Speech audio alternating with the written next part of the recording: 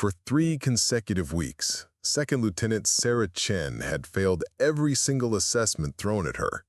Physical training scores that belonged in basic training, not advanced officer school. Navigation exercises where she got lost on routes a cadet could follow blindfolded. Leadership scenarios that left her standing frozen while her peers took charge. The instructors whispered about administrative errors, about someone slipping through the cracks who clearly didn't belong. Her fellow officers had started calling her dead weight behind her back, and some not so quietly.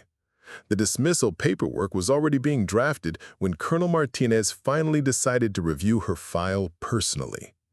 What he found there would change everything anyone thought they knew about the quiet lieutenant who seemed destined to wash out of Fort Harrison's elite advanced military leadership program. Before we jump back in, tell us where you're tuning in from, and if this story touches you, make sure you're subscribed because tomorrow I've saved something extra special for you.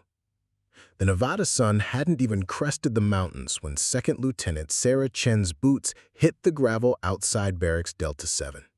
She moved with the deliberate precision of someone who had learned that every action mattered, every detail counted.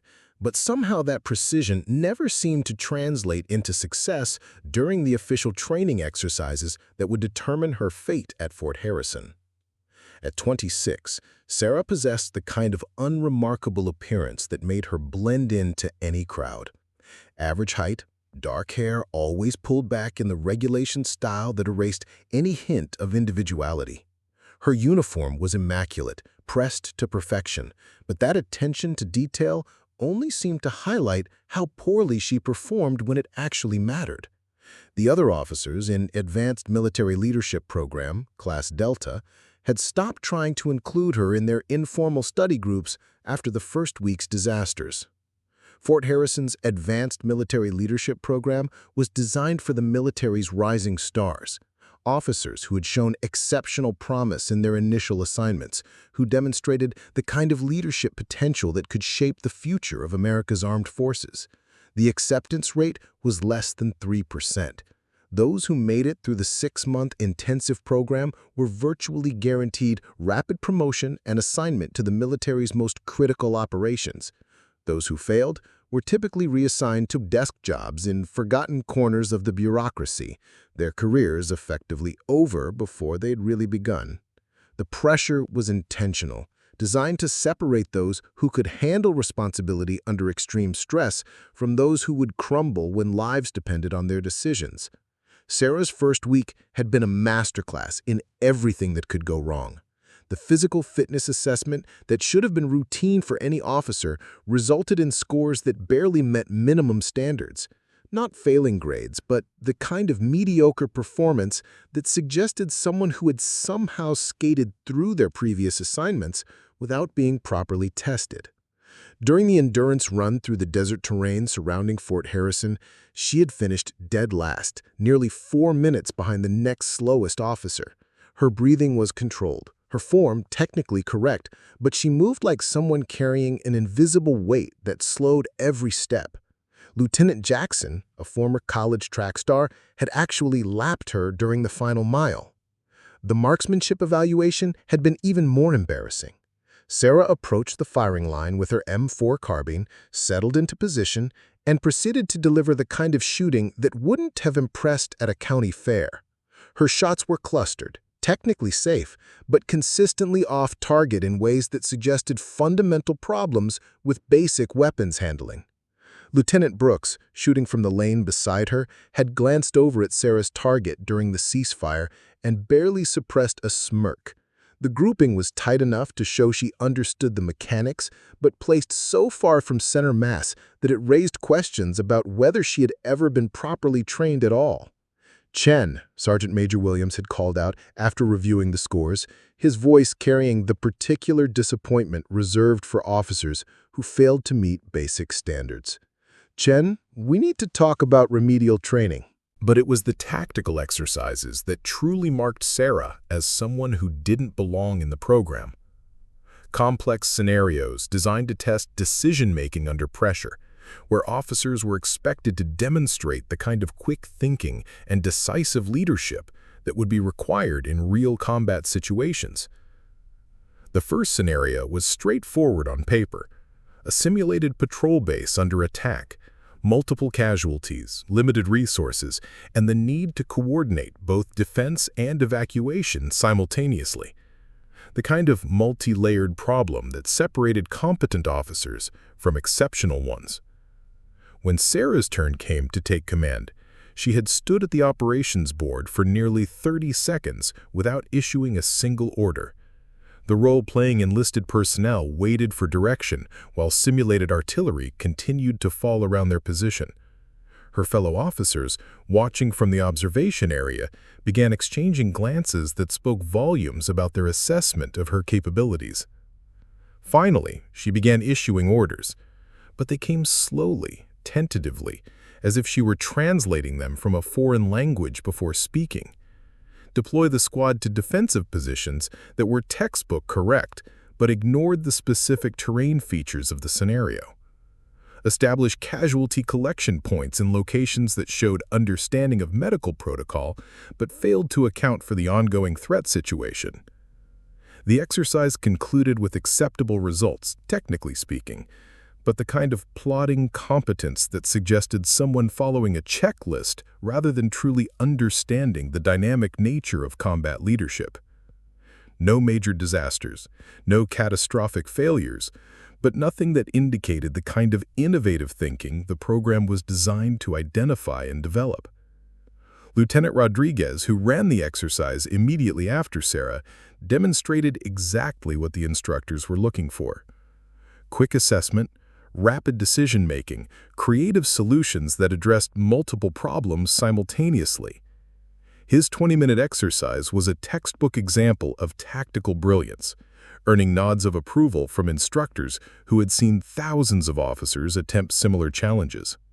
The contrast was stark and uncomfortable. Sarah's cautious, methodical approach looked even more inadequate when compared directly to that dynamic leadership displayed by her peers.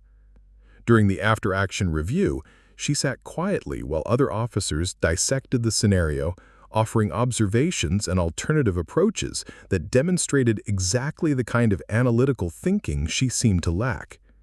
By the end of the first week, the informal rankings among the officers were already established. Lieutenant Morrison, a former enlisted soldier with combat experience, was clearly the standout performer. Rodriguez showed exceptional tactical thinking. Brooks combined academic knowledge with practical application in ways that impressed even the most demanding instructors. Jackson's physical capabilities and natural leadership presence made him a favorite for eventual special operations assignments.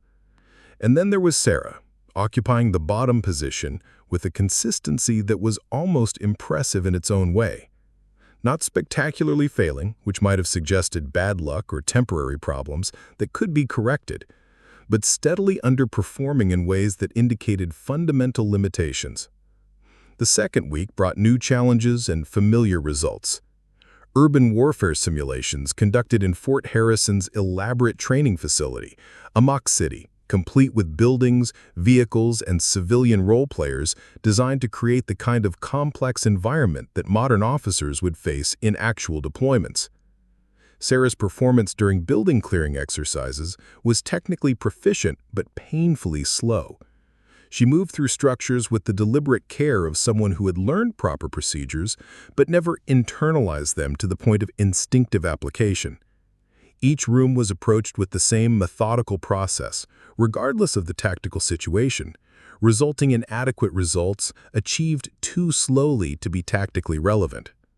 Her squad members, role-played by enlisted personnel from Fort Harrison's training cadre, began showing signs of frustration that mirrored what her fellow officers were feeling.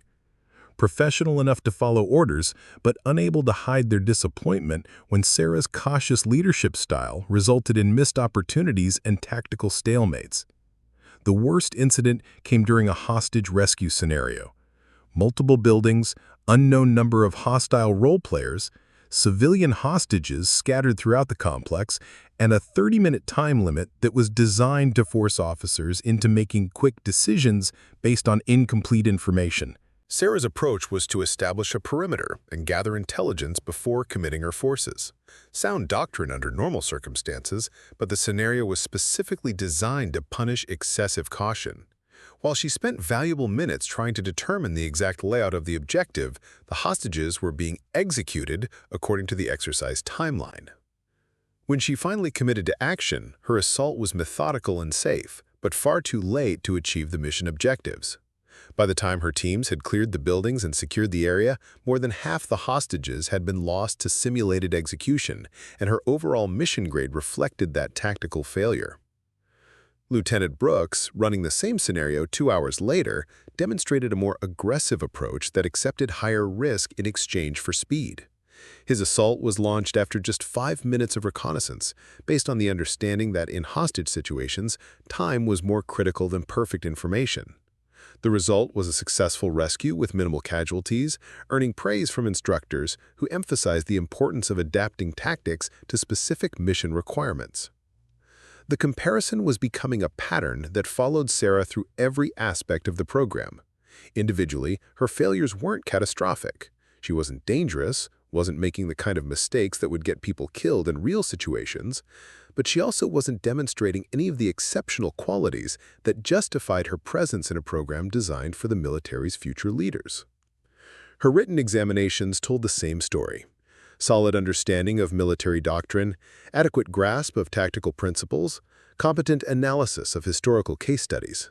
But nothing that stood out, nothing that suggested the kind of innovative thinking that would be required for high-level leadership positions. Even her interpersonal relationships within the program reflected her overall mediocrity. The other officers were professional in their interactions with her, but she wasn't included in the informal networks that were already forming among those who recognized each other as future colleagues in senior positions. Lieutenant Morrison, despite his gruff exterior, had become something of a mentor figure for several of the younger officers. His combat experience provided real-world context that enhanced their academic learning, and his natural leadership presence drew others into his orbit. Rodriguez and Brooks had formed a study partnership that combined their respective strengths, challenging each other to think more deeply about complex problems. Jackson's physical capabilities and competitive nature pushed everyone around him to perform at higher levels. Sarah remained on the periphery of these relationships, not excluded, but not embraced either.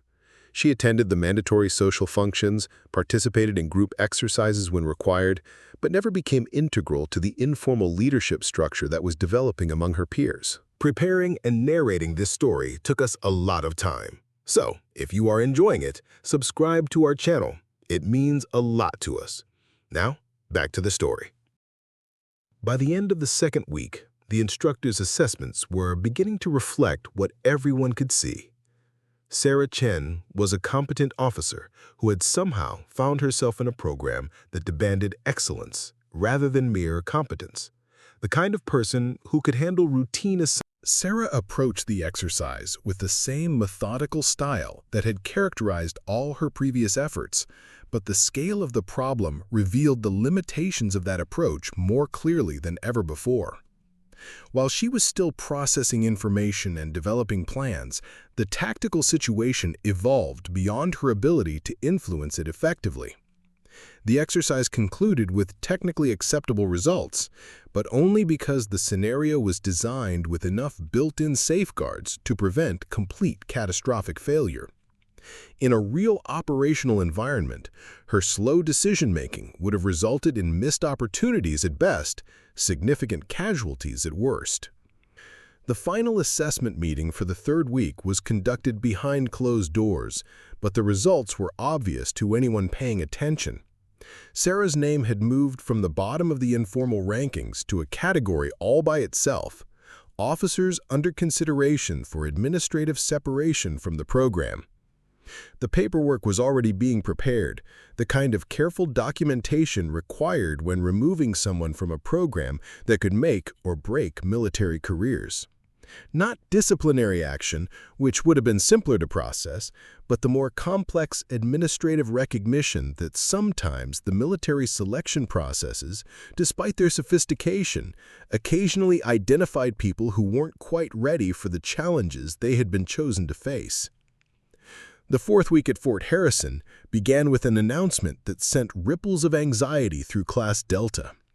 Major Thompson, the program's executive officer, stood before the assembled officers in the main briefing room, his expression carrying the weight of institutional authority that couldn't be questioned or appealed. Ladies and gentlemen, we've reached the midpoint evaluation period. As you are aware, not everyone who enters this program will complete it successfully. Administrative reviews are now underway for officers whose performance indicates they may not meet the standards required for program completion. The words hung in the air like smoke from distant artillery. Everyone knew what administrative reviews meant in military parlance. It was the polite term for the process that would separate those deemed unsuitable from those who would continue toward graduation and career advancement. Lieutenant Morrison cleared his throat during the brief pause after Major Thompson's announcement. "Sir, will officers under review receive additional remedial training opportunities?" The question was professionally phrased, but everyone understood its real meaning. Morrison was asking whether Sarah and any others facing dismissal would get a chance to salvage their careers, or if the decision had already been made. "The review process will determine appropriate courses of action," Major Thompson replied, with the kind of bureaucratic non-answer that confirmed everyone's worst fears. Officers should focus on their remaining training objectives and demonstrate their capabilities through performance, rather than seeking special accommodations. After the briefing, Sarah found herself walking alone across Fort Harrison's main parade ground, while her classmates clustered in small groups, their conversations growing quiet whenever she passed within earshot. The social dynamics that had been merely awkward before were now actively hostile, though expressed through the kind of professional courtesy that military culture demanded. Lieutenant Jackson fell into step beside her as she approached the mess hall. His presence was unexpected. Since the first week, he had been firmly established among the program's top performers, the kind of officer whose future success seemed inevitable rather than uncertain. "Chen," he said, his voice carrying neither sympathy nor judgment, just the neutral tone of someone delivering necessary information. "You know what they're saying about you, right?" Sarah glanced at him sideways, unsure whether this was going to be an offer of help or a final warning to step aside gracefully. "I can imagine. They're saying you never should have been accepted into the program, that someone made a mistake in the selection process, that you're taking up a slot that should have gone to someone who could actually benefit from the training." The words weren't cruel, but they carried the weight of institutional consensus. This wasn't just Jackson's opinion, it was the collective assessment of their peer group, possibly even the instructors who were tasked with developing future military leaders. "And what do you think?" Sarah asked, though she wasn't certain she wanted to hear the answer.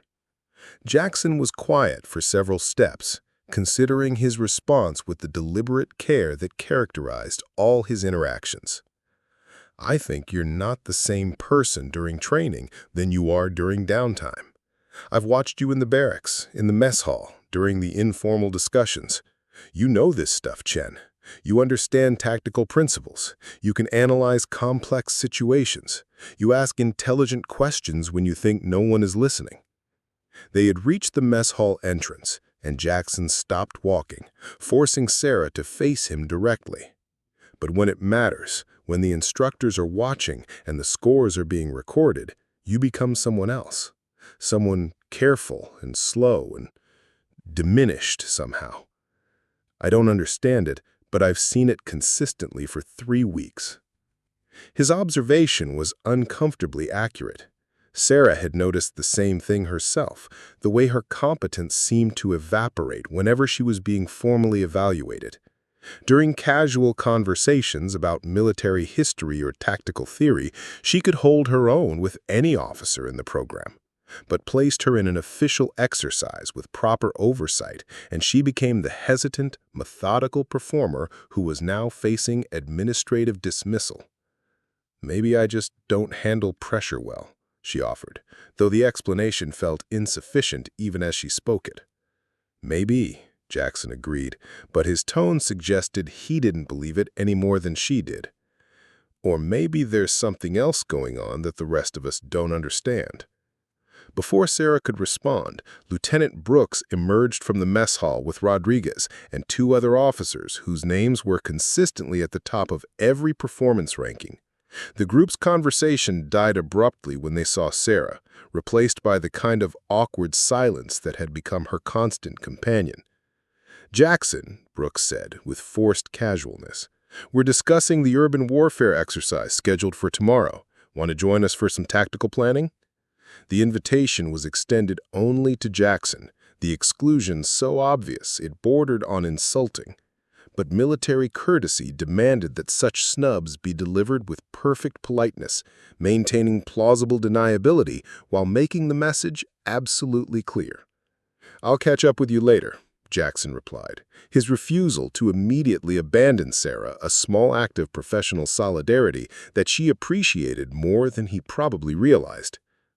After the group moved away, Sarah found herself alone with her thoughts and a growing awareness that her situation was deteriorating beyond simple academic failure. The social isolation was becoming complete, cutting her off from the informal networks of information and support that were essential for success in any military environment. The evening brought mandatory study periods, where officers were expected to review the day's lessons and prepare for upcoming challenges. The base library's military section buzzed with quiet conversations as study groups formed organically around shared interests and complementary capabilities.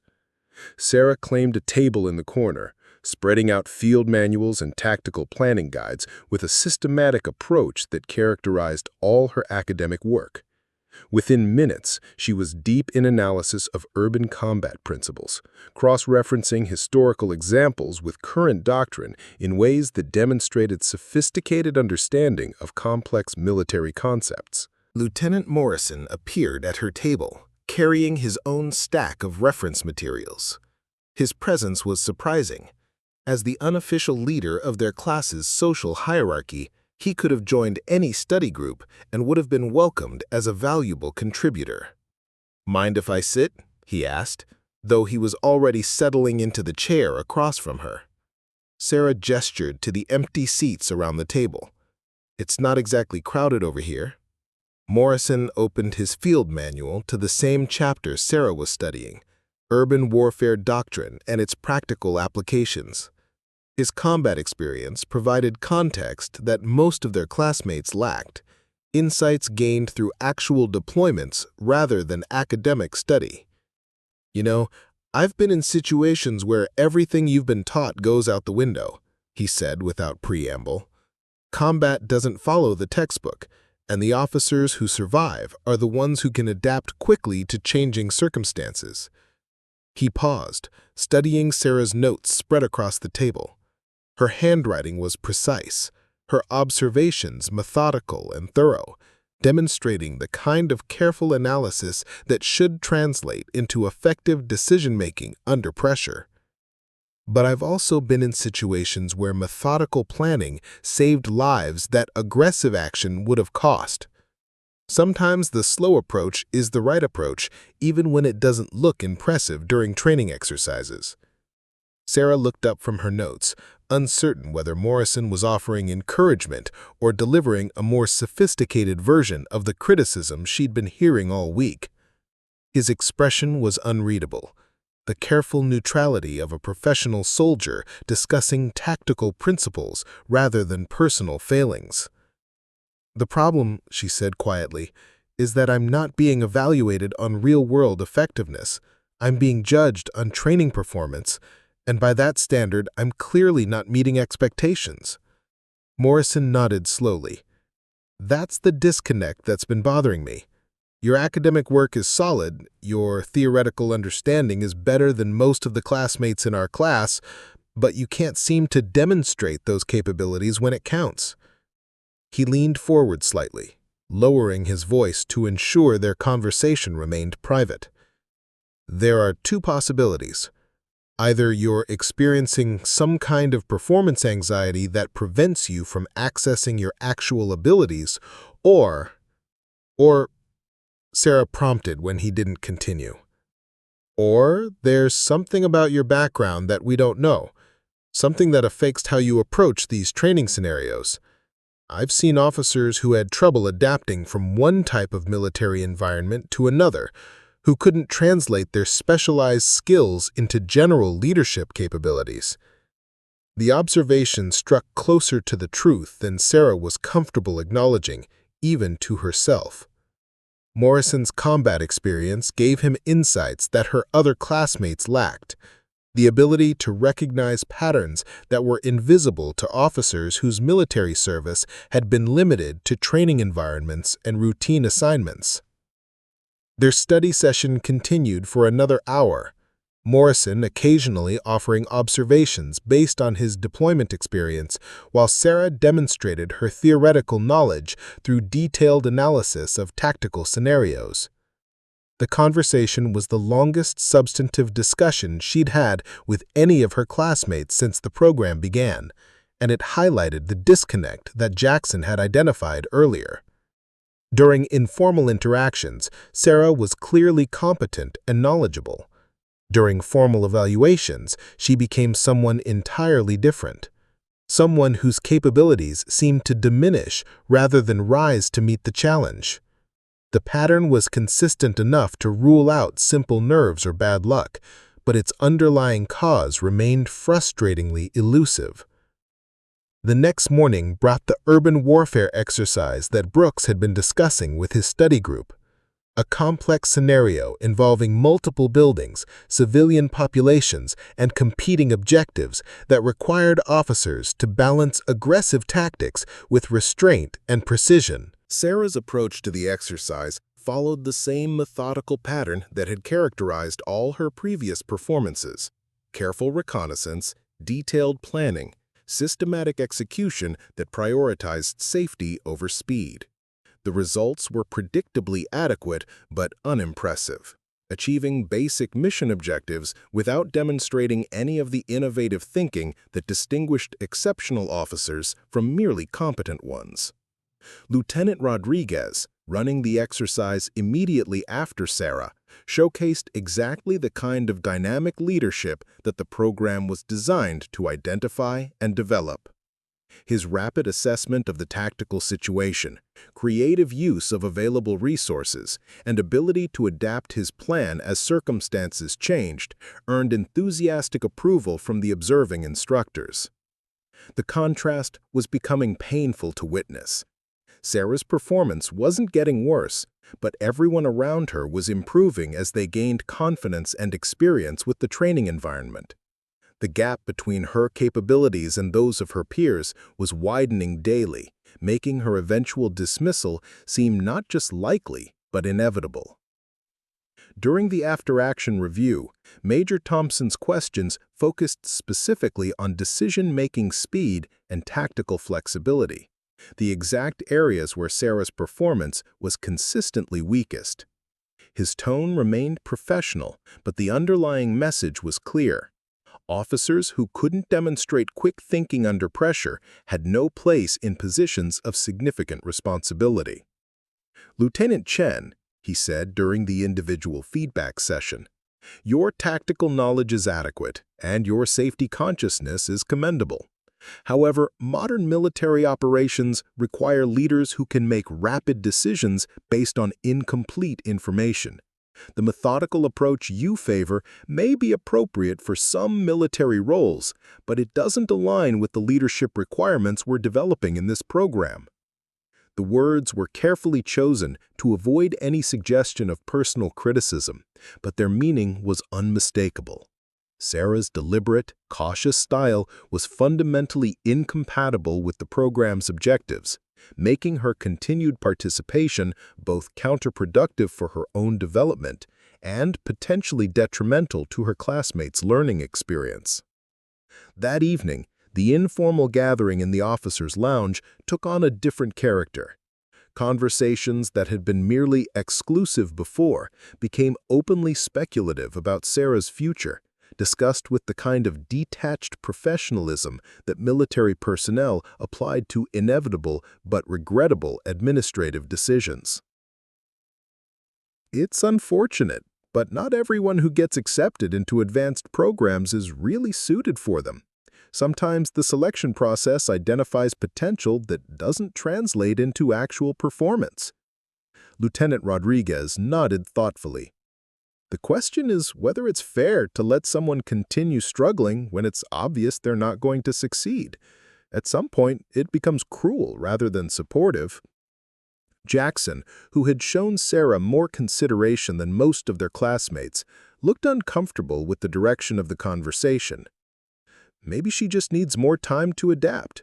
Some people take longer to adjust to new training environments. Time we don't have, Morrison interjected from his position near the window. His combat experience lent weight to his observations, making them difficult to dismiss or contradict. This program is designed to identify officers who can handle immediate responsibilities. If someone needs extensive additional development, they should be in a different type of training program. The conversation continued around Sarah as if she weren't present in the same room, the kind of institutional discussion that treated her as a personnel management problem rather than a fellow officer facing professional difficulties. The dehumanization was subtle but complete, transforming her from a colleague into an administrative challenge that required appropriate resolution.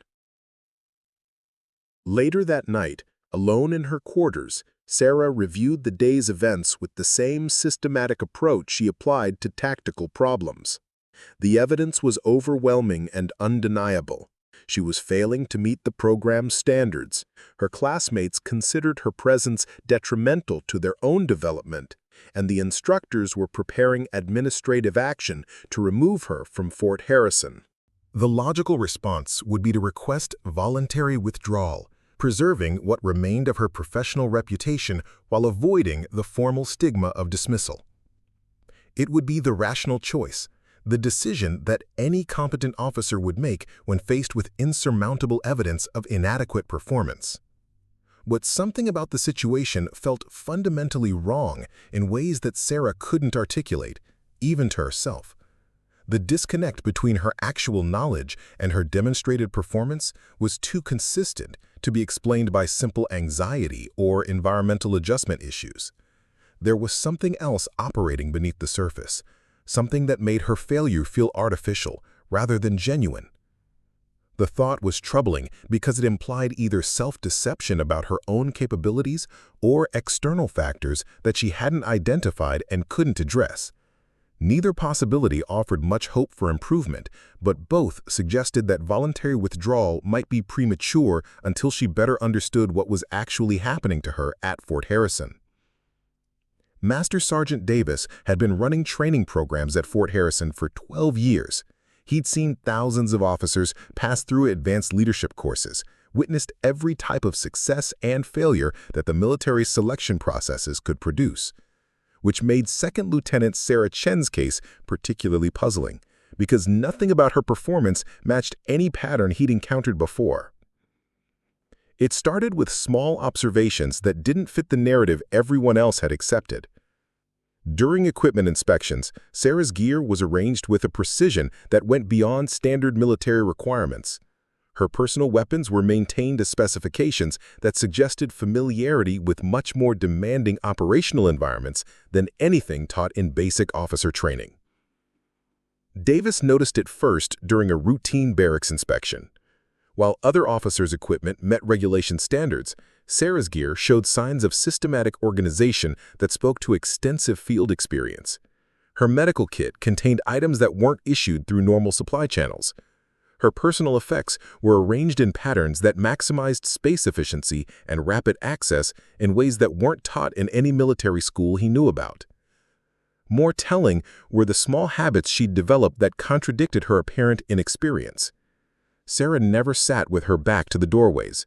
She positioned herself in mess hall locations that provided clear sightlines to all entrances. When walking across base, she unconsciously varied her routes in patterns that avoided predictability. These weren't behaviors taught in standard officer training.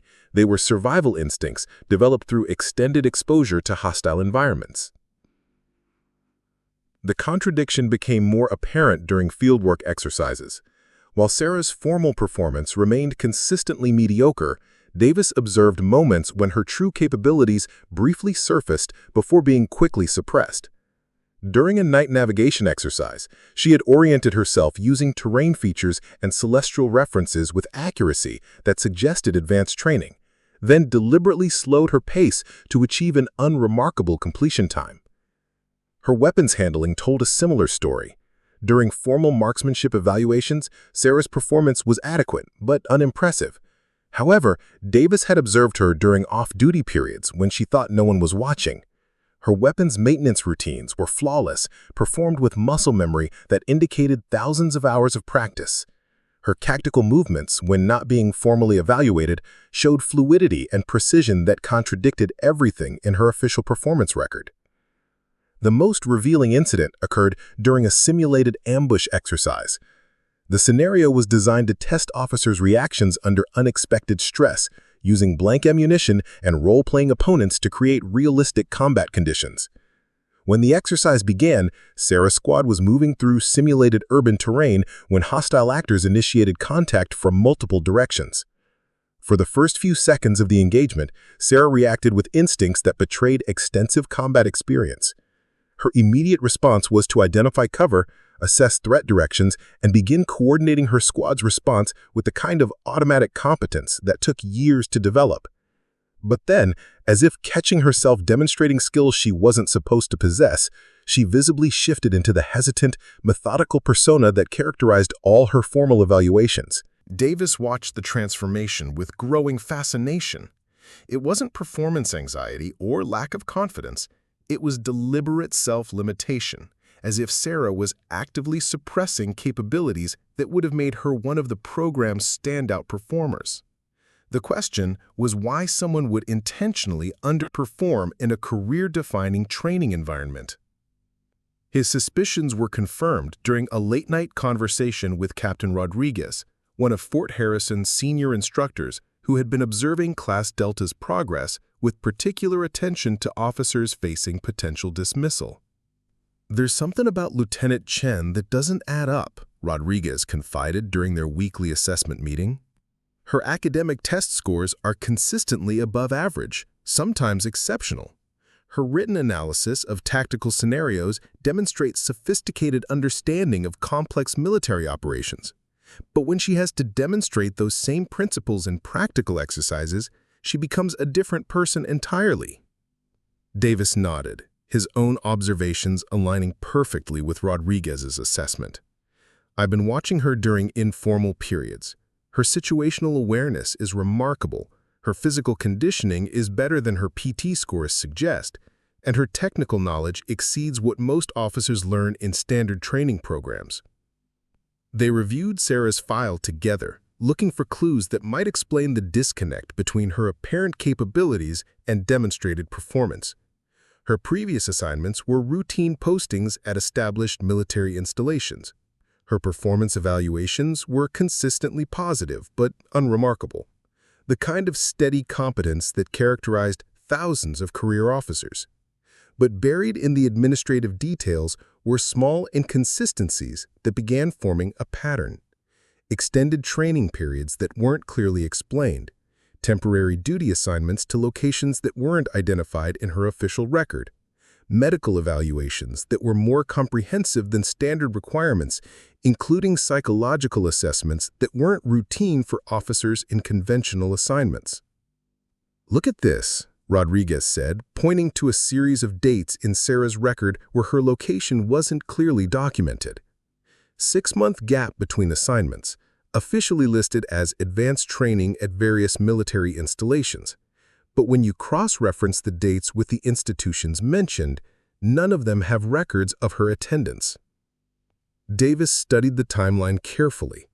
The missing period corresponded exactly with Sarah's promotion from first to second lieutenant, the advancement that had qualified her for consideration in Fort Harrison's Advanced Leadership Program. It was as if 6 months of her military career had been carefully edited from her official record. The implications were troubling and fascinating in equal measure. Either Sarah had been involved in training or operations that required special security classifications, or there had been administrative errors that somehow escaped detection during multiple levels of review. Given the thoroughness of military record-keeping systems, the first possibility seemed more likely than the second. Their investigation was interrupted by Lieutenant Morrison, who appeared at the door with the kind of urgent expression that indicated something requiring immediate attention. "Sir, we need to discuss Lieutenant Chen's performance during today's communications exercise." Rodriguez gestured for Morrison to continue, curious about what new insights the experienced officer might provide. Morrison's combat background often gave him perspectives that complemented the instructor's academic knowledge. She demonstrated proficiency with radio protocols that aren't taught in standard officer training, encryption procedures, frequency management techniques, communication security measures that are typically restricted to specialized military occupational specialties. When I asked her about it afterward, she claimed she'd learned the procedures from field manuals. Davis and Rodriguez exchanged glances that confirmed their growing suspicions. Standard field manuals didn't contain the kind of advanced communications procedures Morrison was describing. Those techniques were taught only in specialized schools that required security clearances and specific operational requirements. "Did you verify her explanation?" Rodriguez asked. Morrison shook his head. "I tested her knowledge informally, asking about specific procedures that definitely aren't in any published materials. She knew them perfectly, then seemed to realize she'd revealed more expertise than she was supposed to possess. After that, she reverted to the basic communications methods that match her official training record." The pattern was becoming undeniable. Sarah Chen possessed advanced military skills that she was deliberately concealing during formal evaluations. The question was whether she was doing so voluntarily or under some form of institutional directive that prevented her from demonstrating her actual capabilities. Davis decided to conduct his own informal assessment during the next day's field training exercise. The scenario involves small unit tactics in desert terrain, requiring officers to coordinate movement and communications while navigating challenging environmental conditions. It was the type of exercise where Sarah's hidden capabilities might surface if she was caught off guard by unexpected situations. The exercise began routinely, with Sarah's squad moving through assigned waypoints using standard tactical procedures. Her leadership style remained consistent with her previous performances, methodical, cautious, adequate but uninspiring. But Davis positioned himself where he could observe her individual actions rather than focusing on the squad's overall performance. What he saw confirmed his suspicions. Sarah's personal movement through the terrain showed familiarity with desert operations that went far beyond standard training. She automatically avoided areas where movement would be silhouetted against the skyline, used natural cover with instinctive efficiency, and maintained awareness of wind direction and sun position in ways that indicated extensive field experience.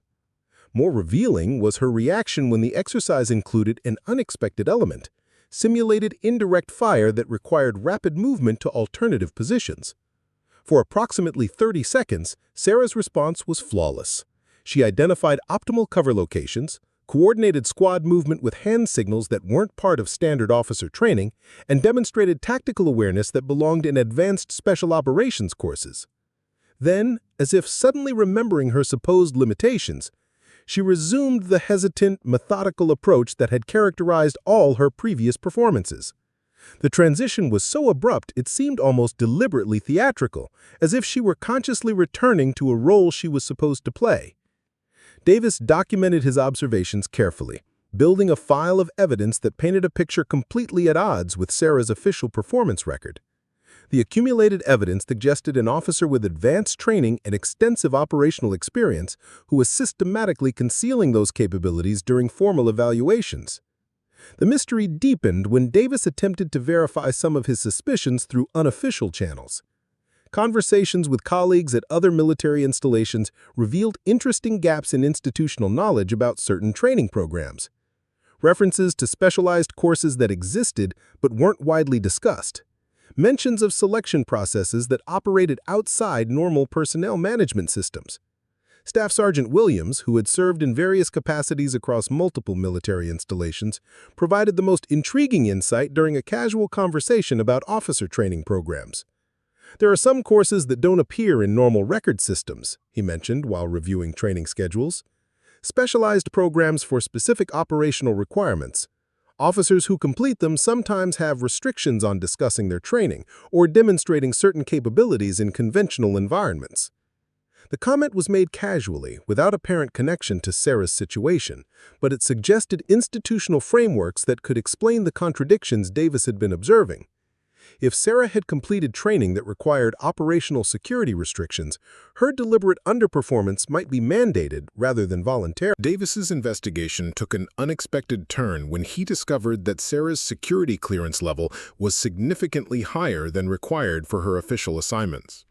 The classification wasn't immediately apparent from her standard personnel file, but careful review revealed authorization levels that typically accompanied specialized operational roles rather than conventional officer positions. The security clearance discrepancy provided the missing piece that connected all his previous observations.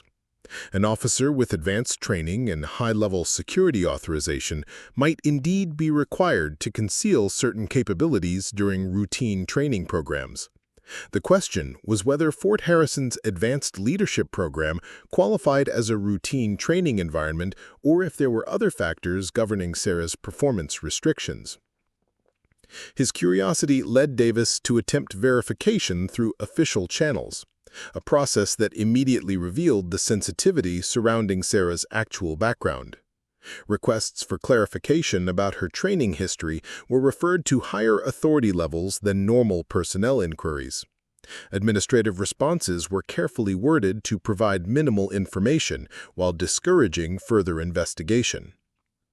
The institutional reaction confirmed Davis's growing conviction that Sarah Shen's case involved factors beyond standard military personnel management. Her poor performance wasn't due to inadequate training or inability to handle pressure. It was the result of deliberate limitations imposed by circumstances that weren't apparent on her official record. The realization created a professional dilemma for Davis. His responsibility as a training instructor was to evaluate officers based on demonstrated performance during program activities. Sarah's consistent failure to meet standards provided clear grounds for administrative dismissal, regardless of any hidden capabilities she might possess. But his growing awareness of the artificial nature of her limitations made such dismissal seem fundamentally unjust. The situation reached a critical point during the program's midpoint comprehensive evaluation. Sarah's accumulated performance record showed consistent failure to meet minimum standards across all major assessment areas. The documentation required for administrative dismissal was complete, with multiple instructor observations supporting the conclusion that she lacked the capabilities required for program completion. But Davis found himself unable to recommend her dismissal without understanding why an obviously capable officer was systematically underperforming. His professional integrity demanded honest evaluation based on observed performance, but his growing suspicion that external factors were influencing those observations made such honesty feel like participation in a larger deception. The internal conflict was resolved when Davis decided to document his observations in a supplementary report that would accompany the standard dismissal recommendation. If his suspicions were correct, higher authority levels would recognize the significance of his additional information. If he was wrong, the standard administrative process would proceed without interference. His report carefully detailed the discrepancies he'd observed between Sarah's formal performance and her demonstrated capabilities during unmonitored periods. The documentation included specific examples of advanced skills that contradicted her official training record, patterns of behavior that suggested extensive operational experience, and security clearance levels that exceeded normal requirements for her assigned positions. The report concluded with Davis's professional assessment that Lieutenant Chen's poor performance appeared to result from external constraints rather than inherent limitations, and recommended additional review before proceeding with administrative dismissal. It was a carefully worded document that protected his professional standing while raising questions that would require investigation by authorities with access to classified information he couldn't review. Everyone knew it was a formality. The evaluation was designed for officers who had shown consistent progress throughout the program, not for someone whose performance record read like a catalog of missed opportunities and tactical failures. The test would cover every skill area where Sarah had demonstrated inadequacy: rapid decision-making under pressure, innovative tactical thinking, dynamic leadership in crisis situations. Major Thompson delivered the news during a private meeting in his office, his tone professionally neutral but carrying the unmistakable weight of institutional finality. "Lieutenant Chen, I want to be clear about Friday's evaluation. This isn't remedial training or a practice exercise. Your performance will determine whether you complete this program or receive administrative reassignment to duties more aligned with your demonstrated capabilities." Sarah nodded, accepting the information with the same quiet composure that had characterized her response to 5 weeks of mounting criticism. But internally, she felt something approaching relief. The artificial constraint that had governed her behavior since arriving at Fort Harrison would finally end, one way or another. Either she would fail the evaluation and face reassignment to conventional duties, or circumstances would finally force revelation of capabilities she'd been required to keep hidden.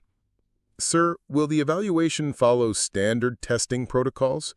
she asked, though the question carried implications that Major Thompson couldn't have understood. "Standard comprehensive assessment, multiple evaluators, diverse scenario types, performance measured against established criteria. The same standards applied to every officer in the program." His answer confirmed what Sarah had expected. There would be no special accommodations, no recognition of circumstances that weren't reflected in her official record. Thursday brought the program's most intensive preparation period, with officers conducting final reviews of tactical principles and leadership theories that would be tested during comprehensive evaluation. Study groups formed naturally around shared strengths and complementary knowledge areas, but Sarah found herself excluded from these collaborative efforts by the same social dynamics that had isolated her throughout the program. Lieutenant Jackson made a half-hearted attempt to include her in his study group, motivated more by professional courtesy than genuine belief in her potential contribution. "Chen, we're reviewing urban combat scenarios in Conference Room B if you want to join us." The invitation was extended with obvious reluctance, and Sarah declined with a gracious smile that masked her growing internal tension. "Thank you, but I prefer to prepare individually." Jackson's relief was barely concealed as he rejoined his study group, leaving Sarah alone with field manuals and tactical references that contained information she could probably teach years ago during training that didn't appear in any official record. The irony of studying material she could probably teach was not lost on her, but the constraints governing her behavior at Fort Harrison left no room for demonstrating such expertise. That evening, the officers' lounge buzzed with conversations that centered on Friday's evaluations and speculation about which of their classmates would successfully complete the program. The discussion inevitably turned to Sarah, though conducted with the kind of polite indirection that military culture demanded when discussing a colleague's professional difficulties. "It's unfortunate," Lieutenant Brooks observed to his usual circle of high-performing officers, "but sometimes the selection process identifies potential that doesn't translate into actual capability. Friday's evaluation will provide definitive answers about who belongs in advanced leadership positions." Rodriguez nodded thoughtfully, his expression carrying the weight of someone who had wrestled with questions of fairness and institutional effectiveness. The real question is whether programs like this should provide more developmental support for officers who show theoretical understanding but struggle with practical application. Support has limits, Morrison interjected with the blunt honesty that his combat experience had taught him. In operational environments, there's no time for extended development. Officers either demonstrate competence under pressure or they get people killed. Better to identify limitations during training than discover them when lives are at stake. The conversation continued around principles of military education and officer development, but Sarah understood that her case was being discussed as an example of institutional processes working correctly. Her impending failure wasn't seen as a tragedy or injustice, but as appropriate identification of someone whose capabilities didn't match program requirements. Later that night, alone in her quarters, Sarah conducted her own preparation for Friday's evaluation, but instead of reviewing tactical manuals or leadership principles, she found herself wrestling with questions about how to respond when the evaluation inevitably revealed the disconnect between her official performance and actual capabilities. The constraints that had governed her behavior throughout the program were clear and unambiguous. Demonstrate only those skills that appeared in her official training record.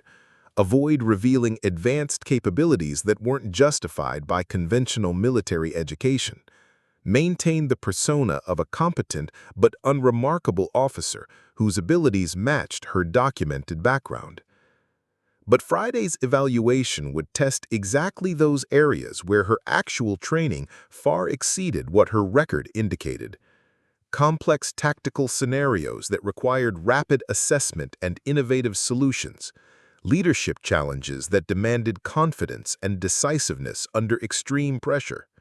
Crisis management situations that would reveal whether an officer possessed the advanced skills required for high-level military responsibility.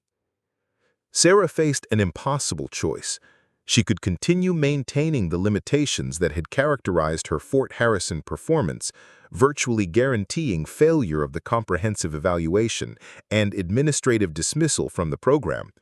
Or she could demonstrate her actual capabilities, risking exposure of training and operational experience that were classified beyond the access level of Fort Harrison's staff. The decision was complicated by her growing awareness that Master Sergeant Davis had been observing inconsistencies in her performance. His supplementary report, filed 3 days earlier, had undoubtedly raised questions about the nature of her background and the reasons for her systematic underperformance. Someone with appropriate security clearance might eventually investigate those questions, but Friday's evaluation would occur before any such review could be completed. Thursday night's sleep was interrupted by dreams that blended memories of actual operational deployments with anxieties about Friday's testing. Sarah found herself reliving missions that officially never happened, in locations that weren't supposed to exist, with teammates whose names appeared on no roster she could acknowledge. The psychological pressure of maintaining artificial limitations while facing professional dismissal was creating internal conflicts that threatened the careful compartmentalization she had learned during advanced training. Friday morning arrived with the kind of crisp desert clarity that made Fort Harrison's landscape seem both beautiful and harsh. Sarah dressed in utilities that were pressed to perfection, arranged her equipment with the systematic precision that had become automatic over years of operational deployment, and reported to the evaluation center with the punctual professionalism that characterized every aspect of her military service. The comprehensive evaluation facility was designed to test every aspect of advanced military leadership under controlled but realistic conditions. Multiple testing stations, sophisticated simulation equipment, trained role players who could create authentic stress scenarios. Officers would rotate through different challenges, accumulating scores that would determine their fitness for program completion and future assignment to high-responsibility positions.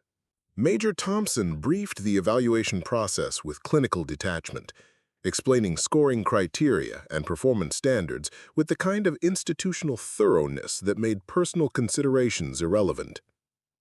Officers will be assessed on tactical thinking, decision-making speed, leadership effectiveness under pressure, and ability to adapt to changing circumstances. Performance must meet established benchmarks to continue in the program. Sarah listened to the briefing while conducting her own assessment of the testing environment. The scenarios were designed to reveal an officer's true capabilities under stress, exactly the kind of challenges where her actual training would provide decisive advantages over conventional military education. Maintaining her artificial limitations during such intensive evaluation would require constant self-monitoring and deliberate suppression of instinctive responses. The first station focused on tactical planning under time pressure.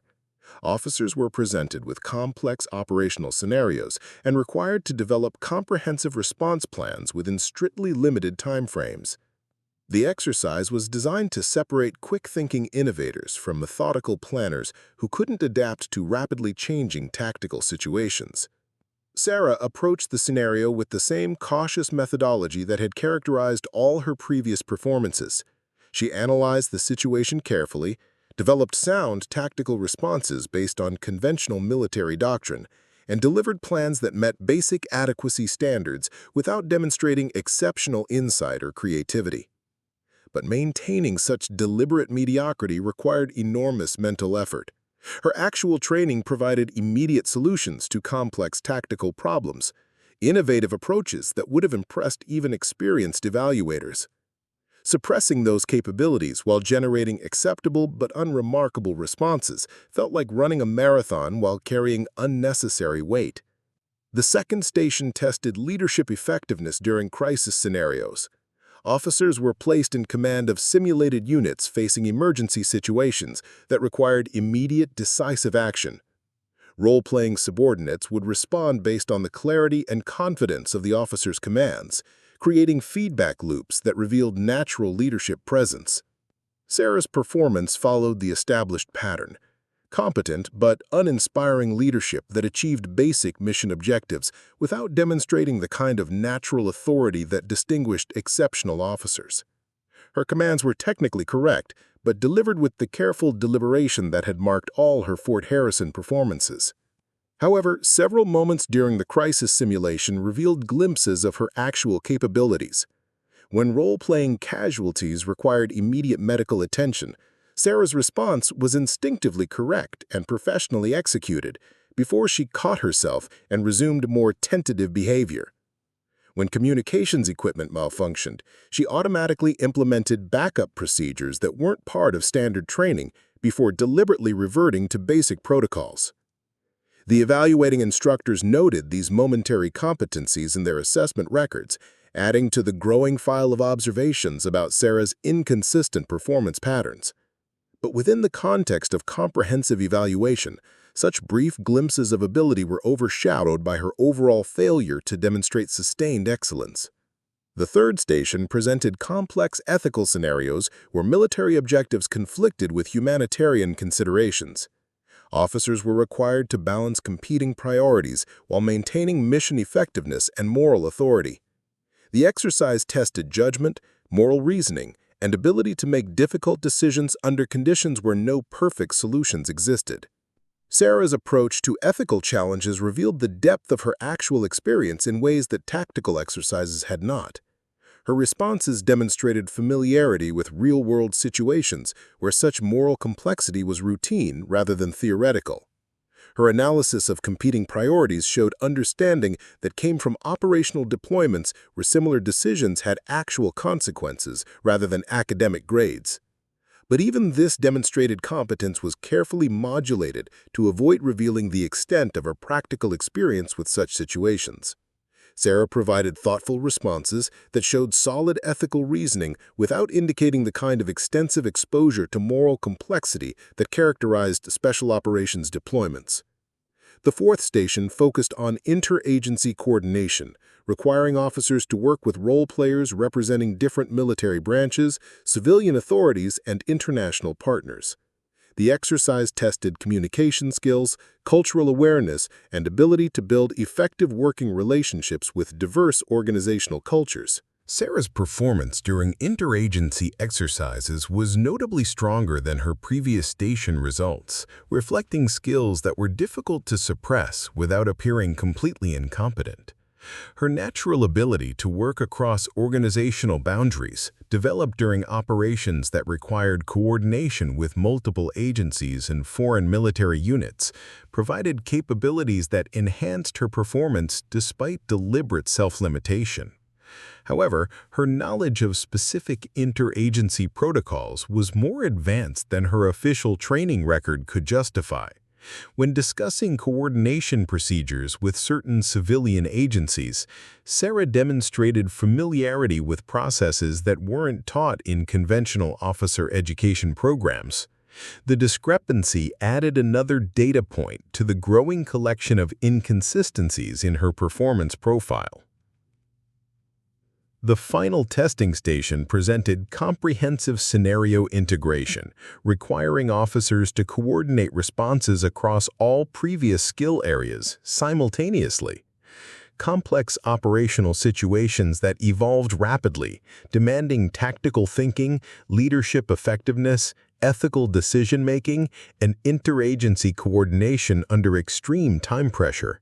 The ultimate test of whether an officer possessed the multidimensional capabilities required for senior military responsibility.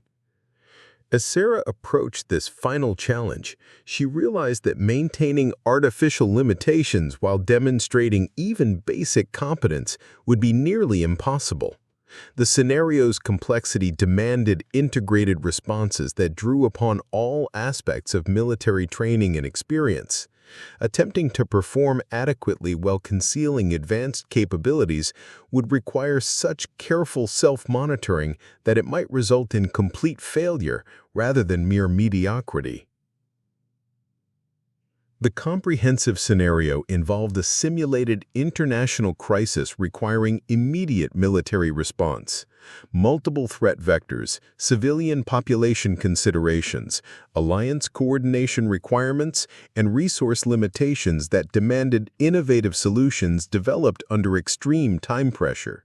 Sarah found herself facing exactly the type of challenge where her actual training provided decisive advantages over conventional military education. For the first time since arriving at Fort Harrison, Sarah faced a situation where maintaining her artificial limitations might be impossible without complete failure that would raise more questions than successful performance. The moment had arrived when she would either demonstrate her actual capabilities or fail so spectacularly that investigations into her background would become inevitable. As the final evaluation scenario commenced, Sarah made a decision that would transform not only her own future, but the understanding of everyone who had observed her 5-week performance at Fort Harrison. The constraints that had governed her behavior since arriving at the Advanced Military Leadership Program were about to be tested against the institutional requirement for honest assessment of officer capabilities under the most demanding conditions the military could create. The black sedan arrived at Fort Harrison's main gate at exactly 07:45 hours, 15 minutes before Sarah's final evaluation was scheduled to begin. Unlike the standard military vehicles that typically move through the base, this car bore the kind of understated government markings that indicated federal authority operating above routine military channels. The guards at the gate processed the vehicle's credentials with unusual deference, making phone calls to confirm authorization levels that weren't part of normal base security procedures. Inside the evaluation center, Sarah was completing final equipment checks when the building's administrative atmosphere changed in ways that were subtle but unmistakable to anyone familiar with military institutional dynamics. Conversations between instructors became more hushed. Phone calls were made to authority levels that weren't typically involved in routine officer evaluations. The casual professional atmosphere that had characterized the morning's preparation shifted into something more formal and controlled. Major Thompson appeared at the testing station where Sarah was reviewing scenario parameters, his expression carrying the kind of careful neutrality that indicated external factors were influencing routine procedures. Lieutenant Chen, there's been a slight modification to your evaluation schedule. We're implementing additional security protocols that require updated authorization before proceeding. The announcement was professionally delivered, but Sarah recognized the coded language that indicated her background was receiving attention from authorities with security clearances that exceeded Fort Harrison's normal access levels. "Sir, will this delay affect the evaluation timeline?" Sarah asked, though she understood that external intervention meant the artificial constraints governing her behavior were about to change in ways that neither she nor Fort Harrison staff could predict. "We're awaiting guidance from higher authority. Please remain in the preparation area until further notice." Major Thompson's response confirmed that Sarah's case had escalated beyond local administrative control, though the specific nature of that escalation remained unclear. 20 minutes passed in increasingly tense silence before Colonel Martinez appeared in the evaluation center, accompanied by a man in civilian clothes, whose presence immediately commanded attention from everyone in the facility.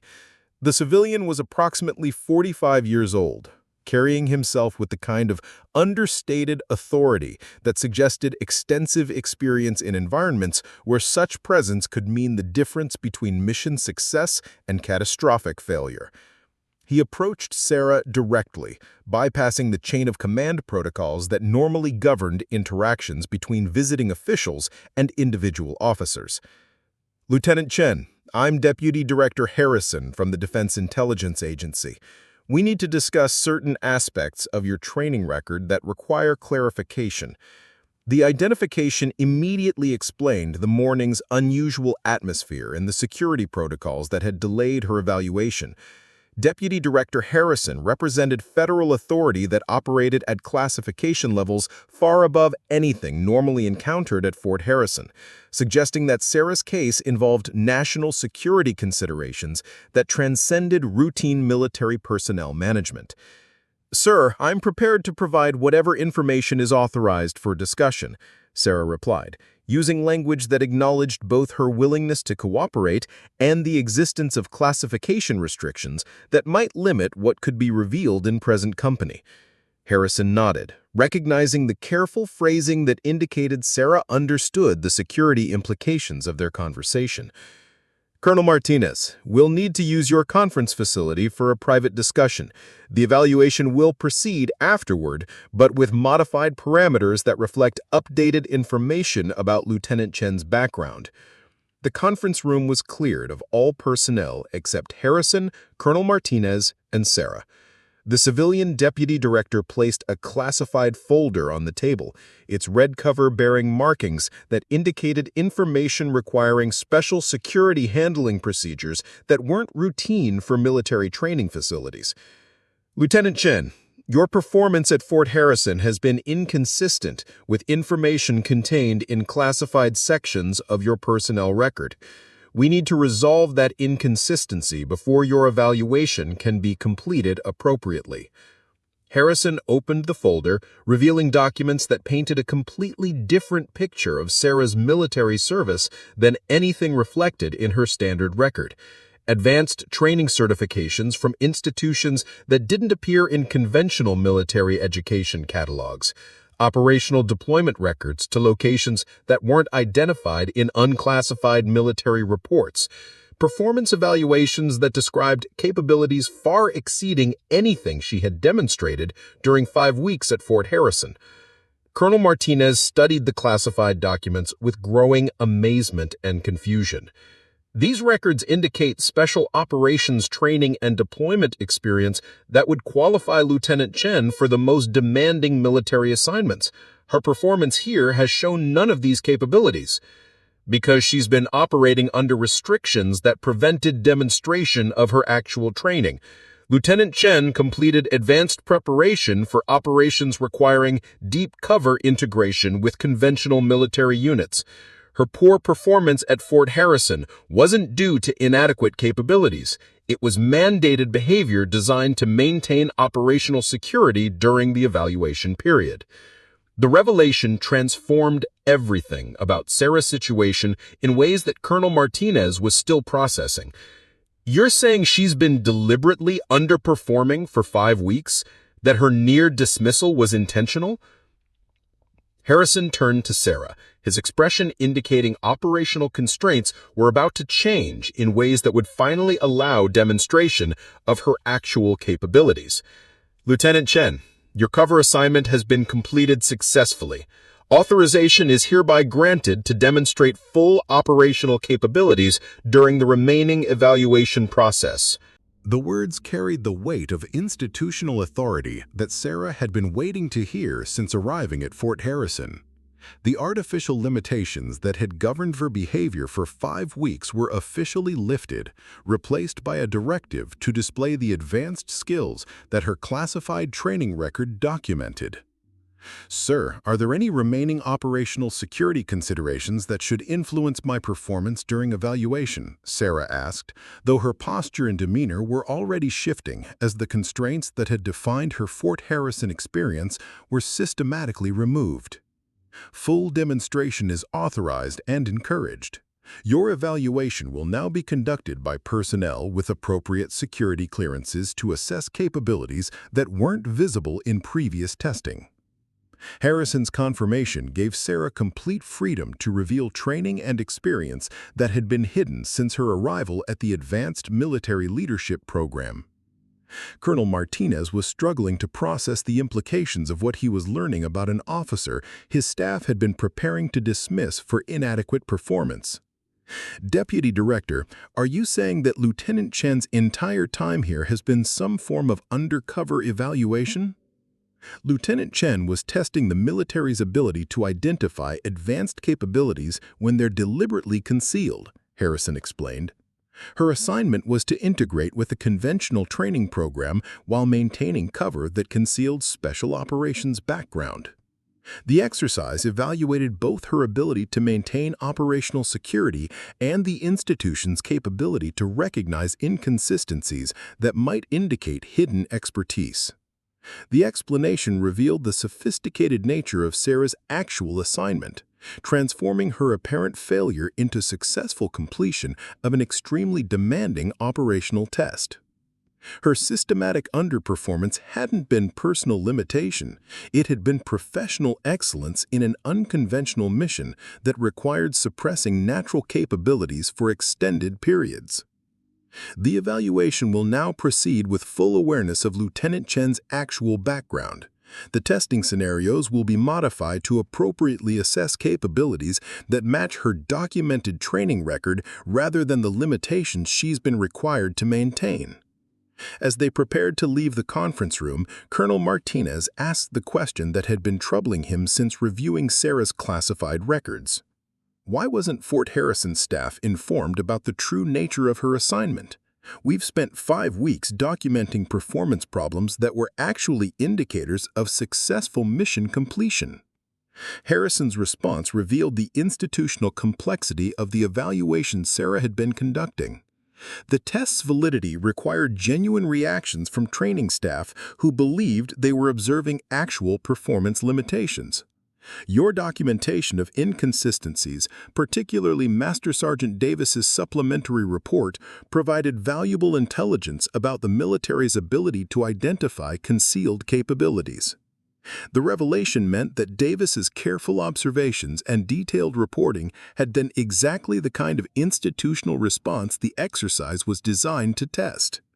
His growing suspicion that Sarah's limitations were artificial rather than genuine had demonstrated the military's capacity to recognize advanced operators who were concealing their actual training. Sarah followed Harrison and Colonel Martinez back to the evaluation center where the morning's testing atmosphere had been completely transformed. The instructors who had been preparing to document her inevitable failure were now briefed about conducting assessment of an officer whose capabilities far exceeded anything they had previously observed. Major Thompson approached Sarah with an expression that blended professional respect with personal embarrassment about the misconceptions that had guided 5 weeks of evaluation. Lieutenant Chen, I owe you an apology for the assessments we've been conducting. We had no idea we were evaluating your ability to maintain cover rather than your actual military capabilities. Sir, the cover assignment required authentic reactions from training staff. Your evaluations were accurate assessments of the performance I was authorized to demonstrate. The exercise wouldn't have been valid if you had known about the operational constraints governing my behavior. The comprehensive evaluation resumed with parameters that were completely different from anything Fort Harrison had previously conducted. Instead of testing basic military competence, the scenarios were designed to assess advanced capabilities that matched Sarah's classified training record. The evaluating instructors were supplemented by personnel with security clearances appropriate for observing special operations skill demonstrations. The first modified scenario involved complex tactical coordination that required integration of multiple intelligence sources, interagency cooperation, and real-time adaptation to rapidly changing operational parameters. The kind of challenge that would be routine for officers with Sarah's actual background, but impossible for anyone limited to conventional military training. Sarah approached the scenario with confidence and competence that had been hidden for 5 weeks behind carefully maintained limitations. Her analysis of intelligence data was rapid and sophisticated, identifying patterns and connections that would have been invisible to officers without advanced analytical training. Her coordination of response elements demonstrated familiarity with operational frameworks that weren't taught in standard military education programs. The transformation was immediate and dramatic. Where cautious deliberation had characterized her previous performances, decisive action now dominated every aspect of her approach. Complex tactical problems that would have challenged experienced officers were solved with apparent ease, revealing depth of training that exceeded anything her fellow officers had imagined possible. Lieutenant Morrison, observing from the evaluation area, watched Sarah's performance with growing amazement and understanding. The inconsistencies he had noticed throughout the program suddenly made perfect sense when viewed as deliberate concealment of advanced capabilities, rather than evidence of performance anxiety or inadequate training. "She's been holding back this entire time," he said quietly to Lieutenant Jackson, who was equally amazed by the transformation they were witnessing. Everything we thought we knew about her capabilities was completely wrong. Jackson nodded, his expression reflecting the professional respect that Sarah's demonstrated competence commanded. "She's not just better than we thought. She's operating at a completely different level than the rest of us. The question is, how we misread the situation so completely for 5 weeks. The second modified scenario tested leadership effectiveness under extreme stress conditions that simulated actual combat deployment challenges. Multidimensional problems requiring simultaneous coordination of tactical, logistical, and political considerations, while managing subordinate units under conditions of incomplete information and resource constraints. Sarah's leadership during the complex scenario revealed capabilities that transformed everyone's understanding of military competence. Her commands were delivered with natural authority that inspired immediate confidence and compliance. Her tactical decisions integrated considerations that reflected extensive operational experience rather than theoretical knowledge. Her management of competing priorities demonstrated judgment that came from making similar decisions in actual deployment environments. The role-playing subordinates, who had been accustomed to Sarah's previous hesitant leadership style, responded to her transformed competence with enthusiasm and professional respect that had been absent during 5 weeks of evaluation. The difference in their behavior provided additional evidence of Sarah's actual leadership capabilities when she was authorized to demonstrate them fully. Deputy Director Harrison observed the evaluation process with satisfaction that confirmed the success of Sarah's unconventional assignment. Her ability to maintain operational cover for extended periods while conducting institutional assessment had provided valuable intelligence about military training systems and personnel management processes that operated outside normal oversight mechanisms. The final modified scenario presented integrated challenges that combined all previous skill areas into comprehensive operational planning that matched the complexity Sarah would face in actual special operations assignments. The kind of multi-dimensional problem solving that required years of advanced training and extensive deployment experience to execute successfully. Sarah's performance during the comprehensive scenario was flawless, demonstrating mastery of every skill area that had appeared deficient during 5 weeks of conventional evaluation. Her tactical planning was innovative and sound. Her leadership was natural and inspiring. Her ethical reasoning reflected a deep understanding of moral complexity in operational environments. Her interagency coordination showed familiarity with institutional frameworks that weren't part of standard military education. When the evaluation concluded, Colonel Martinez faced the unprecedented situation of documenting performance that contradicted 5 weeks of previous assessments, while explaining how his staff had completely misunderstood the nature of what they were observing. The administrative challenge of reconciling Sarah's official record with her demonstrated capabilities would require careful handling to maintain operational security while providing accurate assessment documentation. Lieutenant Chen, your performance today has been exceptional by any standard we could apply. However, I'm uncertain how to document results that contradict everything in your previous evaluation record. Harrison provided the administrative guidance that resolved Colonel Martinez's documentation dilemma. Lieutenant Chen's evaluation record will reflect successful completion of special assignments rather than conventional program performance. Her actual capabilities assessment will be maintained in classified channels appropriate for her operational background.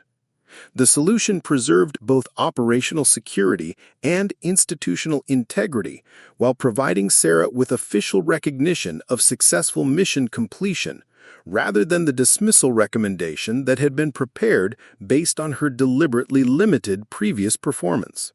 The silence in the evaluation center was absolute as Sarah Chen stepped away from the final testing station, her performance having shattered every assumption that Fort Harrison's staff had held about military competence and institutional assessment.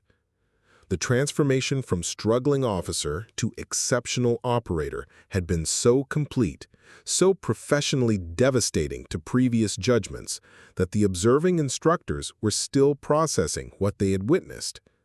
Master Sergeant Davis, whose supplementary report had initiated the investigation that led to this moment, stood near the observation window with an expression that combined vindication with professional amazement. For weeks, he had documented inconsistencies that suggested Sarah's limitations were artificial rather than genuine. Now he was watching the most comprehensive demonstration of advanced military capabilities he had ever observed in a training environment. In 30 years of military service, he said quietly to Captain Rodriguez, "I've never seen anything like what we just witnessed. She didn't just improve her performance. She revealed that she's been operating at a completely different level than anything we're equipped to evaluate here." Rodriguez nodded, his own expression reflecting the kind of professional humility that came from recognizing expertise that exceeded his own considerable experience. The tactical planning she demonstrated during that final scenario would have challenged officers with 20 years of operational experience. She solved problems in minutes that would have taken our best graduates hours to work through. The technical aspects of Sarah's performance were impressive enough, but what had truly amazed the observing staff was the effortless competence she displayed across every skill area. There had been no learning curve, no gradual improvement as she adapted to new challenges. Instead, she had immediately demonstrated mastery that indicated years of advanced training and extensive operational deployment in environments far more demanding than anything Fort Harrison could simulate. Lieutenant Morrison approached the evaluation area with the measured pace of someone who is fundamentally reassessing his understanding of military training and institutional selection processes. His combat experience had given him confidence in his ability to recognize competence, but Sarah's demonstration had revealed capabilities that exceeded even his considerable operational background. "I owe you an apology," he said to Sarah as she completed final equipment checks following the evaluation. "I spent 5 weeks thinking you were struggling with basic military concepts when you were actually maintaining operational cover that required more discipline than anything the rest of us have ever attempted." Sarah's response reflected the professional grace that had characterized her behavior throughout the program, even when facing dismissal based on deliberately limited performance. The cover assignment required authentic reactions from training staff and fellow officers. "Your assessments were accurate evaluations of what I was authorized to demonstrate at the time." The generosity of her response only emphasized the sophisticated nature of the mission she had been conducting. For 5 weeks, she endured criticism, social isolation, and professional dismissal while successfully completing an assignment that tested capabilities far beyond conventional military training. Her maintenance of cover under such pressure demonstrated psychological resilience that was as impressive as her technical competence. Lieutenant Jackson, who had shown Sarah more consideration than most of their classmates during the program, was struggling to reconcile the officer he had observed during informal conversations with the exceptional operator whose capabilities had just been revealed. "The inconsistencies I noticed between your casual knowledge and formal performance finally make sense. You knew this material better than our instructors, but you were required to pretend otherwise." The mission parameters demanded consistent underperformance across all evaluation areas, Sarah confirmed. Any demonstration of actual capabilities would have compromised operational security and invalidated the institutional assessment I was conducting. Her explanation revealed the multi-layered complexity of her assignment at Fort Harrison. She hadn't simply been testing her own ability to maintain cover, she'd been evaluating the military's capacity to identify concealed expertise and respond appropriately to inconsistencies that might indicate hidden operational backgrounds. The exercise had assessed institutional frameworks that operated outside normal personnel management systems. Colonel Martinez emerged from his private conference with Deputy Director Harrison, his expression carrying the weight of someone who had learned that routine administrative procedures had been influenced by national security considerations that exceeded his normal authority level. The revelation that one of his officers had been conducting federal assessment of his facility's operations required careful handling to maintain both operational security and institutional credibility. "Ladies and gentlemen," he announced to the assembled staff and remaining officers, "Lieutenant Chen's evaluation has been completed successfully under modified parameters that reflect updated information about her background and assignment. Her performance today represents successful completion of Special Operations Assessment rather than standard program evaluation." The announcement provided official recognition of Sarah's actual mission without revealing specific details that would compromise operational security. But everyone who had observed her demonstration understood that they had witnessed capabilities that belonged in the military's most demanding operational environments rather than conventional training programs. Major Thompson, who had delivered Sarah's dismissal notice just days earlier, found himself in the unprecedented position of revising administrative documentation that had been prepared based on fundamentally incorrect assumptions about her capabilities and assignment. "Lieutenant Chen, your evaluation record will reflect exceptional performance across all assessed skill areas. The previous documentation of performance concerns will be annotated to indicate they were recorded during execution of special assignment parameters. The administrative resolution preserved both Sarah's professional record and the institutional integrity of Fort Harrison's evaluation processes, while acknowledging that extraordinary circumstances had influenced routine personnel management procedures. But the personal impact on staff members who had been preparing to dismiss an exceptionally capable officer remained significant. Captain Rodriguez, whose assessment of Sarah's academic versus practical performance had contributed to the investigation that revealed her actual background, approached her with professional respect that replaced the concern and confusion that had characterized their previous interactions. "Lieutenant Chen, your theoretical knowledge during written examinations now makes complete sense. You weren't learning this material, you were demonstrating familiarity with concepts you had already mastered through operational experience." Sarah nodded, acknowledging the accuracy of his observation, while maintaining the professional discretion that her background required. The academic assessments were among the most challenging aspects of maintaining cover. Demonstrating adequate knowledge without revealing the depth of actual experience required careful modulation of responses. Her admission revealed another dimension of the sophisticated performance she had maintained throughout the program. Even her written examinations had been carefully calibrated to show competence without betraying the advanced training that would have immediately identified her as someone operating outside normal institutional frameworks. The technical briefing that followed Sarah's evaluation provided Fort Harrison's staff with insights into operational capabilities and training methodologies that weren't part of conventional military education. Deputy Director Harrison, speaking within the constraints imposed by classification requirements, explained enough about Sarah's background to help staff understand what they had been observing without revealing specific details about programs that remained classified. Lieutenant Chen represents a category of military personnel whose training and operational experience exceed what most installations encounter during routine operations, he explained. Her assignment here was designed to assess institutional responses to concealed expertise and evaluate security procedures that protect classified operational capabilities. The briefing helped contextualize Sarah's performance within frameworks that Fort Harrison staff could understand, while emphasizing the national security implications of the exercise she had conducted.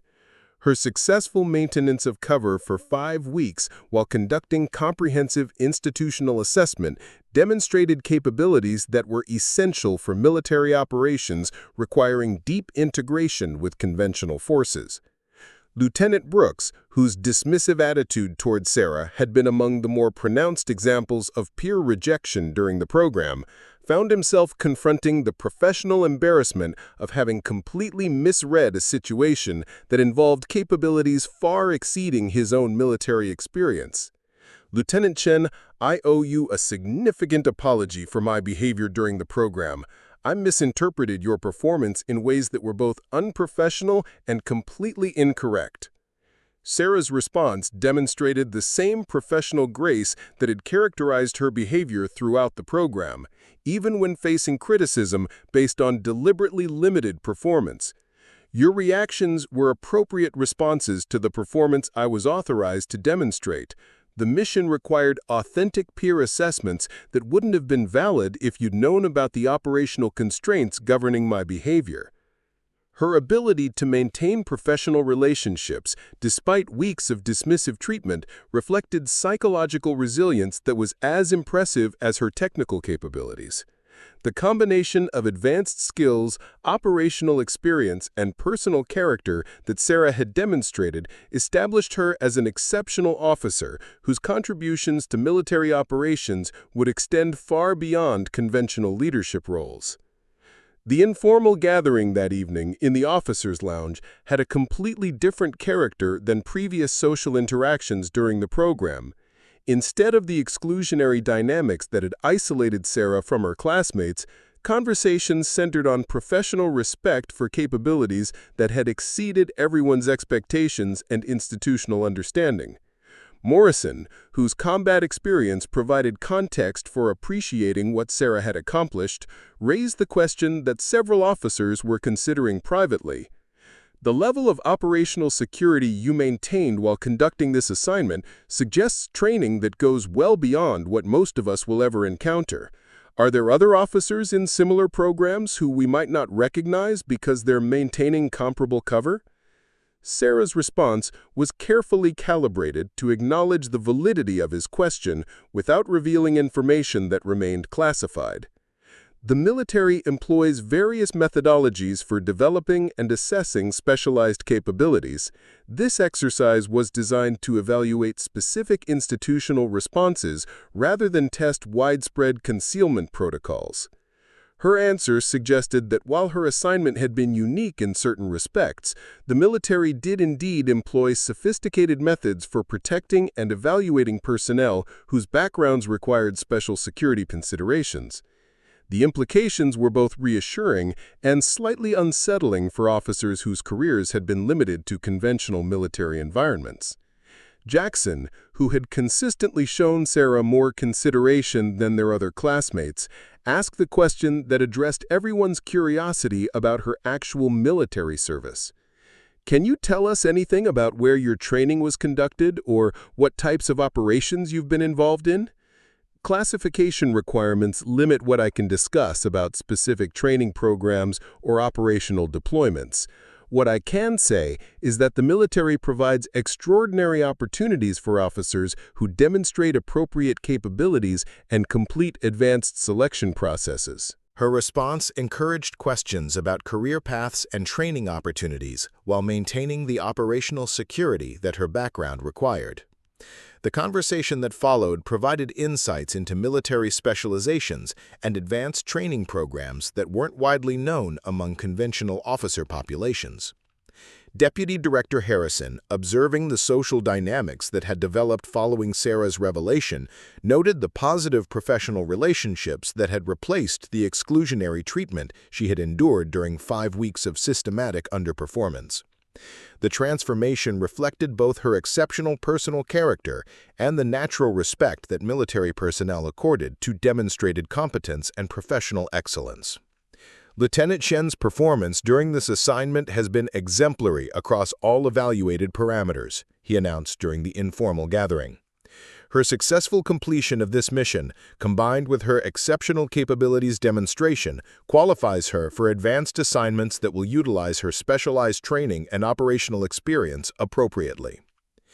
The announcement confirmed that Sarah's time at Fort Harrison had been successful preparation for continuing service at higher levels of military responsibility rather than career damage caused by poor performance. Her assignment would reflect her actual capabilities rather than the artificial limitations she had been required to maintain during the institutional assessment mission. Colonel Martinez, whose facility had been the subject of Sarah's evaluation, expressed appreciation for insights the exercise had provided into Fort Harrison's operational effectiveness and security procedures.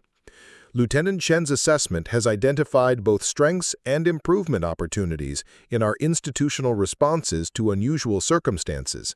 The exercise has provided valuable feedback about our ability to recognize and respond appropriately to concealed expertise. As the evening concluded, Sarah found herself surrounded by classmates and staff members who had spent 5 weeks preparing to dismiss her from the program for inadequate performance. The transformation from social isolation to professional respect reflected both the dramatic nature of her capability demonstration and the fundamental fairness of military personnel who respected competence regardless of previous misconceptions. The final administrative procedures completed Sarah's official transition from struggling trainee to recognized special operations professional, with documentation that reflected successful mission completion rather than academic failure that had seemed inevitable just hours earlier. Her record now accurately represented both her specialized background and exceptional performance during one of the most demanding cover assignments in military training history. 3 months after her departure from Fort Harrison, Sarah Chen received a secure communication that provided closure to one of the most unusual assignments in her military career. The message contained feedback from the institutional assessment she had conducted, revealing how her 5-week undercover evaluation had influenced military training protocols and personnel management systems across multiple installations. The Defense Intelligence Agency's analysis showed that Fort Harrison had responded appropriately to the inconsistencies Master Sergeant Davis had documented in his supplementary report. The military's capacity to recognize concealed expertise, even when deliberately hidden, demonstrated institutional safeguards that protected both operational security and personnel development objectives. More significantly, Sarah's mission had identified systematic improvements needed in advanced leadership programs to better recognize and develop officers whose backgrounds included specialized training. The exercise had revealed gaps between conventional evaluation methods and the complex realities of modern military operations that required diverse expertise and unconventional career paths. Colonel Martinez implemented several procedural changes at Fort Harrison based on insights from Sarah's assessment. Enhanced screening protocols now identify officers whose capabilities might exceed their documented training. Modified evaluation criteria recognized that exceptional competence sometimes manifested in ways that didn't conform to standard performance patterns. The institutional learning extended beyond Fort Harrison to influence military education policy at national levels. Sarah's successful maintenance of operational cover while conducting comprehensive facility assessment became a case study for advanced military training programs, demonstrating both the possibilities and challenges of integrating specialized operators with conventional military units. Lieutenant Morrison, promoted to captain following his graduation from the Advanced Leadership Program, found himself assigned to a special operations support role where his combat experience complemented the kind of advanced capabilities Sarah had demonstrated. His new position required working with personnel whose backgrounds included the specialized training that had been hidden during Sarah's Fort Harrison assignment. The experience gave Morrison a deeper appreciation for the institutional complexity required to manage personnel whose operational capabilities exceeded conventional military categories. His time observing Sarah's deliberate underperformance had prepared him to recognize and work effectively with operators whose actual abilities weren't reflected in their official records. Lieutenant Jackson's career trajectory was similarly influenced by his Fort Harrison experience. His natural leadership capabilities, enhanced by witnessing Sarah's demonstration of advanced competence, qualified him for assignments requiring coordination between conventional military units and specialized operations personnel, whose backgrounds remained partially classified. Master Sergeant Davis received commendation for his observational skills and detailed reporting that had contributed to the successful resolution of Sarah's institutional assessment mission. His ability to recognize patterns that indicated concealed expertise became a model for training non-commissioned officers in advanced program oversight responsibilities. The broader implications of Sarah's Fort Harrison mission extended to national defense policy discussions about military personnel development and the integration of specialized capabilities with conventional force structures. Her successful completion of such a demanding assignment demonstrated institutional capacity to conduct sophisticated assessments while maintaining operational security. Sarah herself transitioned to assignments that utilized her specialized training and operational experience appropriately. Her ability to integrate with conventional military units while maintaining operational security had been definitively proven, opening opportunities for missions that required similar capabilities in actual deployment environments. The Fort Harrison exercise became a reference point for military institutions developing personnel with backgrounds that required special security considerations. Sarah's 5-week performance had demonstrated that exceptional operators could successfully maintain cover while conducting meaningful institutional assessments, providing valuable intelligence about military training effectiveness. Years later, officers who had served with Sarah during her Fort Harrison assignment would encounter similar situations where personnel capabilities exceeded apparent qualifications. The experience had taught them to look beyond surface performance for indicators of hidden expertise, improving the military's ability to recognize and utilize advanced capabilities effectively. The transformation from struggling trainee to recognized special operations professional represented more than individual career development. Sarah's mission had tested and validated institutional frameworks that protected both operational security and personnel development objectives, ensuring that the military could continue developing and employing personnel whose contributions to national defense required capabilities that operated outside conventional understanding. Her legacy at Fort Harrison lived on through procedural improvements and enhanced awareness among training staff about the complexity of modern military operations. The exercise had proven that institutional assessment could be conducted successfully while maintaining operational security, providing a model for future missions requiring similar sophisticated evaluation methods. The classified folders documenting Sarah's actual background and mission results were filed in secure systems that would inform future decisions about personnel development and institutional security. Her successful completion of one of the military's most demanding cover assignments had contributed to national defense capabilities in ways that would remain largely unknown, but fundamentally important for protecting America's most sensitive military operations. Up next, you've got two more standout stories right on your screen. If this one hits the mark, you won't want to pass these up. Just click and check them out. And don't forget to subscribe and turn on the notification bell so you don't miss any upload from us.